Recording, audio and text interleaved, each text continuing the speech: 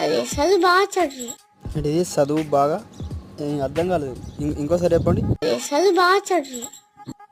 ఏం లేదు మామ, చదువు బాగా వస్తుందని బయట అంటుర్రంట.